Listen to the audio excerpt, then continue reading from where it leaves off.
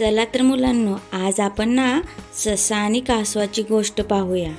एका जंगलात एक कासव आणि एक ससा राहत होते। मग काय होतंय, त्या दोघांमध्ये शर्यत लागते की आपण कोण आधी शर्यत जिंकणार। मग त्यांची पळण्याची शर्यत चालू होते।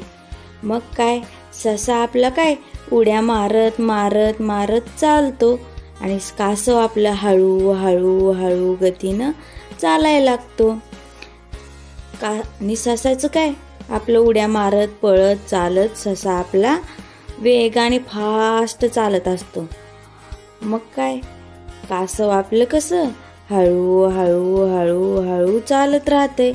मग ससा करतो, सशाला दिसते पुढं गाजराचं शेत आणि मग ससा म्हणतो, चला आता आपण थोडा वेळ इथं गाजर खाऊया, कासव तर खूपच लांब आहे। मग ससा गाजर खातो आणि झोपतो थोड्या वेळ। म्हणतो कासव तर खूपच लांब आहे। मग ससा थोड्या वेळ झोपतो, कासव आपलं हळू हळू हळू गतीनं चालू राहतो। ससा तर झोपलेला असतो। मग कासव आपलं हळू हळू हळू चालत जाऊन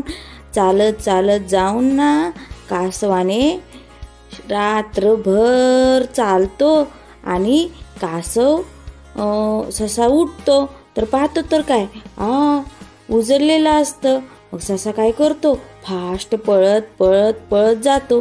सशाला वाटतं, चला चला फास्ट पळूया, कासव अजून लांबच असेल। मग कासव आपला हळू हळू हळू गतीनं रात्रभर चालून कासवाने शर्यत जिंकली। मग कासव शर्यत जिंकली। ससा खाली मान घालून बसतो, कासवाला खूपच आनंद होतो। Thanks for watching. Please like, share and subscribe my channel.